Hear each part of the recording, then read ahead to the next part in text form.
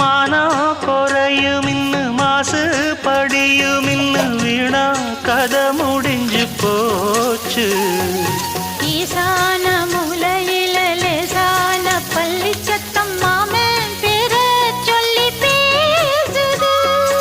ஆறாத சோகந்தன்ன தீராம சேர்த்து வச்சு ஊரும் சேர்ந்து என்ன ஏசுது.